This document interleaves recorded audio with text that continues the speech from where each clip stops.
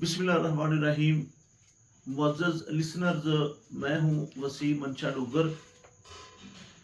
तो पूरा ख़ानदान जो बेलारूस के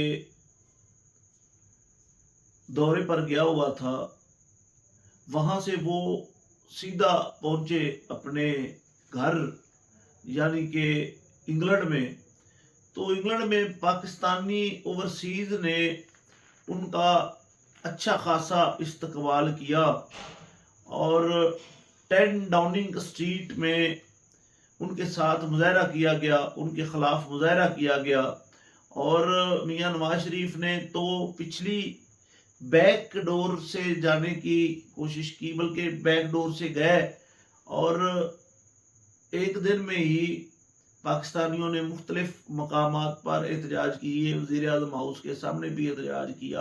नाज़रीन, एक बलूचिस्तान है पाकिस्तान में और एक बलूचिस्तान ईरान में भी बलूचिस्तान है। जिस तरह इंडिया में पंजाब है और पाकिस्तान में भी पंजाब है, तो ईरान के बलूचिस्तान में 5 पाकिस्तानी और पंजाब से ताल्लुक़ रखने वाले पाकिस्तानी, उनको बड़ी बेदर्दी के साथ उनके शनाख्ती कार्ड साथ रख कर वहाँ की मुकामी तंजीम ने, जो कालादम तंजीम है, उसने उनको कत्ल कर दिया और कत्ल करके उनकी तस्वीरें अपलोड कर दी।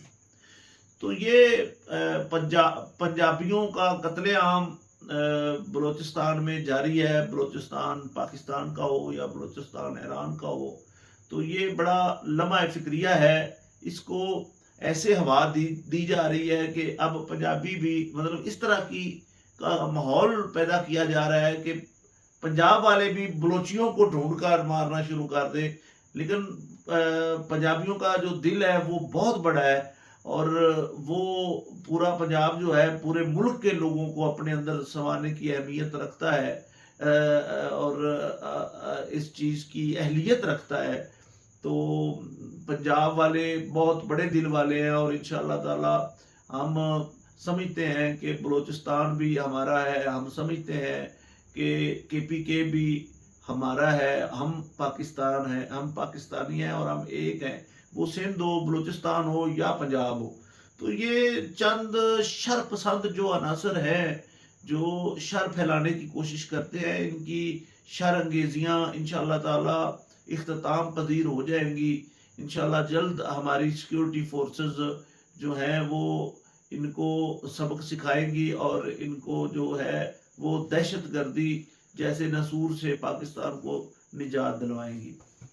नादरीन, अमरीकी वफद पाकिस्तान पहुंच गया है, जो मादनियात, दफा और अस्करी तल्लुकात, अस्करी क़यादत से मुलाकातें करेगा और तालीम के मौज़ूआत पर बातचीत करेगा और इमरान खान की रिहाई के लिए जो है वो मुलाकातें भी PTI के रहनुमाओं से अमेरिकी वफद जो है जो पाकिस्तान पहुंच चुका है और मज़ीद 2 दिन पाकिस्तान में रुकेगा।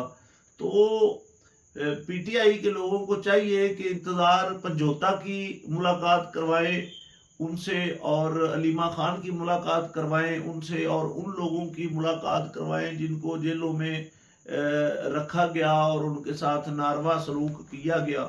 तो उनकी मुलाकात उनसे ज़रूर करवानी चाहिए और उनको PTI को चाहिए कि अपना मजबूत पॉइंट ऑफ व्यू उनके सामने रखे, ताकि वो जब अमेरिका जाएं तो वो अमेरिका जाकर पाकिस्तान की असल जो वजह है, असल जो इश्यूज हैं, वो है इमरान खान की रिहाई। जब इमरान खान की रिहाई हो जाएगी तो अक्सरियत पाकिस्तान की ये समझती है कि पाकिस्तान के जो मसाइल हैं वो ऑटोमेटिकली हल हो जाएंगे, क्योंकि कौम इमरान खान के साथ खड़ी है। तो नाज़रीन,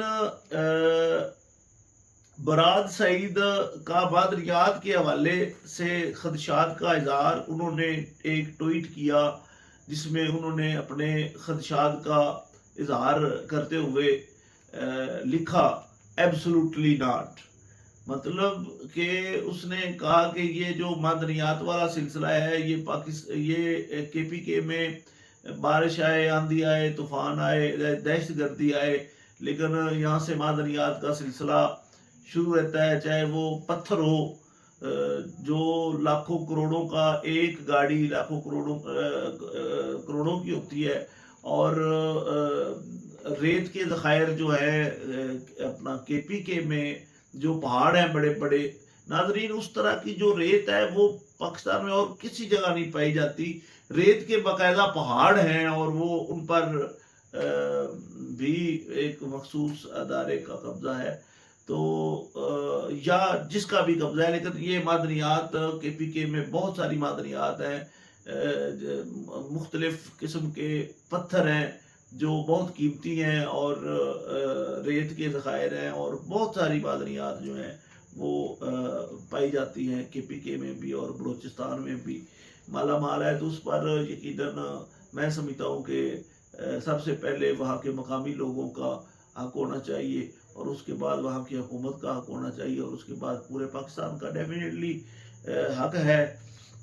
تحریک انصاف کی جو آواز ہے، جو تحریک ہے، اس میں جان پڑ گئی جب سے اس میں مراد سعید آئے ہیں، اور یہ تحریک کو نوجوانوں نے اپنے ہاتھوں میں لے لیا ہے، اور وہ مراد سعید کے ساتھ مضبوطی کے ساتھ جو ہے وہ جڑ گئے ہیں.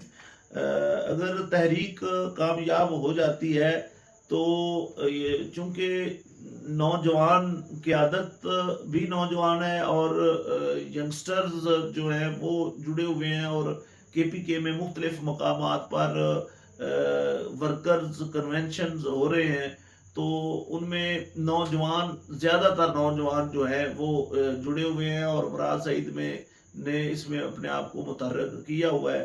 اگر یہ متفق ہو جاتے ہیں ناظرین، جب گولی کھانے کی بات کی گئی اور ہاتھ کھڑے کروائے گئے جنید اکبر کی طرف سے، تو ناظرین سب نے ہاتھ کھڑے کیے کہ ہم گولی کھانے کے لیے تیار ہیں. تو میرا بات کرنے کا مقصد یہ ہے کہ 26 نومبر کے باوجود بھی جب ڈی چوک پر عوام کو گولیاں مار کر شہید کر دیا گیا، اس کے باوجود عوام جو ہے وہ بالکل ہونے والے مظالم جو اس حکومت کی طرف سے ہو رہے ہیں ان مظالم کے خلاف پھر، چونکہ کے پی کے میں پی ٹی آئی کی حکومت ہے، تو وہاں پر پروگرام کرنے ینگسٹرز کے یا ورکر کنونشنز کروانے آسان ہے بنسبت پنجاب کے یا کسی اور صوبے کے، کیونکہ یہاں کے پی کے کی پنجاب میں حکومت نہیں ہے، تو یہاں ورکرز کنونشن ہونے ناممکن ہے. اور یہاں پر ورکرز کنونشن جو ہے وہ مطلب کھلی فضا میں اور کھلے ماحول میں کروائے نہیں جا سکتے، کیونکہ یہاں پر نون لیگ کی حکومت ہے اور وہ ہونے نہیں دیتی. تو یہی صورتحال ہے. مراد علی شاہ صاحب ناظرین، اس نے وفاق کو چھوڑنے کی دھمکی دے دی، حالانکہ یہ بات کرنے سے پہلے وہ زرداری صاحب سے پوچھ لیتے کہ ایسا ممکن ہوگا بھی کہ نہیں ہوگا. تو انہوں نے وفاق چھوڑنے کی دھمکی دی 6 نہروں والے معاملے میں، اور شاید مراد علی شاہ صاحب سیاست کھیل رہے ہیں، لیکن سندھ کی عوام اتنی بھی اب جاہل نہیں ہے کہ ان کو سمجھ نہ آئے کہ یہ 6 نہریں تو جو زرداری صاحب ہیں ان کی رضامندی کے ساتھ یہ بل پاس کیا گیا تھا، یہ منظور کیا گیا تھا، اور اب چور مچائے شور والی بات ہے. تو یہ عوام اتنی بیوقوف اور احمق نہیں ہے. تو ویسے بھی اگر چورستان میں نہریں پہنچ جاتی ہیں اور پانی وہاں پر پہنچتا ہے، تو وہاں پر ہزاروں ایکڑ رقبہ، لاکھوں ایکڑ رقبہ جو ہے وہ آباد ہو جائے گا. پاکستان زراعت میں خود کفیل ہونے کی طرف یہ ایک پہلا قدم ہے. تو میں تو اس کی حمایت کرتا ہوں. تو دوستو، آج کے لیے بس اتنا ہی. میں آپ سب دوستوں سے اجازت چاہوں گا. آپ کا تابعدار وسیم منشا ڈوگر. آپ کی محبتوں کا شکریہ. والسلام.